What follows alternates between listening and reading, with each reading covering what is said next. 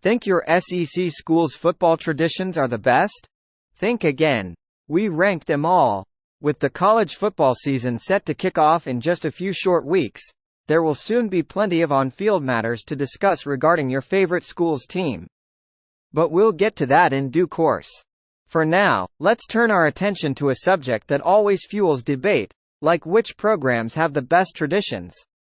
Of course, we can state unequivocally that these rankings will receive nothing but wholehearted agreement from across the country, and that there will be absolutely zero complaints or disputes about any opinions expressed herein. That will be especially true in the first league we'll cover, the SEC, where football fans never argue about anything. Okay, all kidding aside, these tiers are not intended as a way of choosing one fanbase or a particular school's traditions over another's. So don't read your team's placement as an affront. Well, unless you're Vanderbilt. Tier 1 pre-game preparations. Every school's fans have their specific rituals to gear up for game time. Some are more iconic and identifiable with a particular program than others. Alabama. The Walk of Champions. It's a brief opportunity for the Crimson Tide players to interact with their supporters as they debark from their team bus upon arrival at Bryant-Denny Stadium. The short pre-game greeting also serves as a reminder of just how the Tuscaloosa community is wedded to the success of the Crimson Tide. Texas A&M. The midnight yell. Nothing like a group primal scream at the witching hour before a football Saturday to fire up the faithful in College Station. Actually, there's a little more to it than that. The yell leaders, elected by the Aggies student body, lead the band and fans in what amounts to a late-night pep rally at Kyle Field. No worries though, the kids always seem to have plenty of energy left for Saturday. Tennessee. The Volume Navy. There's tailgating at nearly every stadium, of course, but there aren't many where it is commonplace to arrive by boat. Neyland Stadium's location near the bank of the Tennessee River creates one of the sport's more unique pregame atmospheres. Mississippi. The Grove. But when it comes to tailgating in style, the Grove in Oxford is a Southern tradition wrapped in old-world charm. But make no mistake, the fancy dress and formal tableware does not mean the tents aren't festive. South Carolina. Sandstorm. If you don't recognize the title of this electronic instrumental by Finnish DJ Darude, you've undoubtedly heard it blasted over the speakers at just about any game you may have attended. It is most closely associated with the Gamecocks program, made popular when Steve Spurrier helped fire up the crowd to this tune. Tier 2 mascot participation, entrances. Every school has a mascot, of course, but some are more readily identified with their institution than others. We also admit to being somewhat partial to the live ones. Georgia. UGA, sure, there are lots of Bulldogs out there.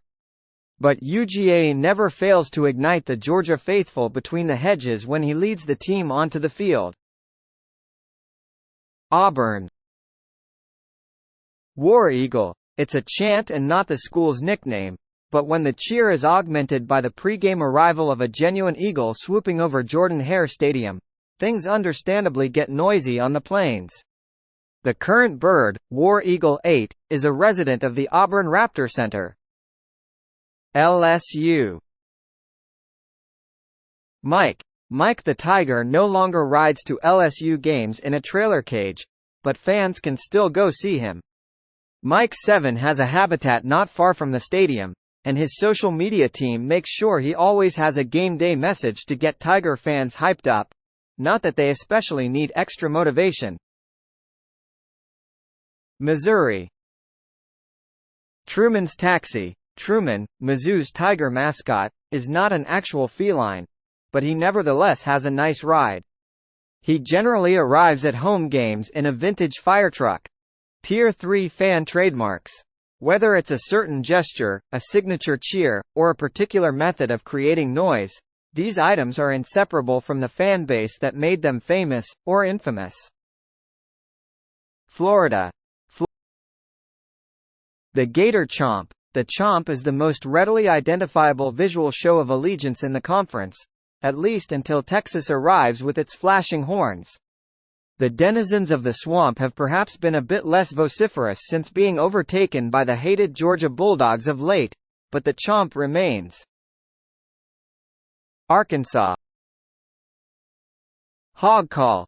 You almost certainly have to be a native-born Razorback to do it justice, but you'll definitely recognize the "woo pig suey" incantation when you hear it. It's given with a bit more fervor when the Razorbacks are good, which they have been since Sam Pittman took charge. Mississippi State. Cowbells.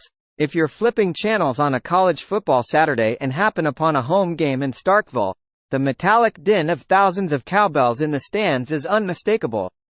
You might want to wear earplugs if you attend a Bulldogs home contest in person. Tier 4. When does baseball season start? We do have football, darn it. Mark Stoops doesn't want to hear this, especially when John Calipari says it. But there's no getting around the fact that UK is historically more associated with another sport. The program has enjoyed a recent run of winning campaigns on the gridiron, but when your university's athletic department has to implore fans to create new football game day traditions, it clearly isn't a priority. Vanderbilt. Anchor down. We totally understand. Keeping up with the conference's powerhouse programs is tough for the SEC's smallest school. Kudos to the Commodores for carving out a niche for its baseball program that has claimed 2 national titles in recent years, but when your best-known football tradition is the unintentionally ironic act of planting an anchor at midfield, it doesn't instill confidence that the program is on the rise. Thanks for watching NY News. Stay tuned for more updates.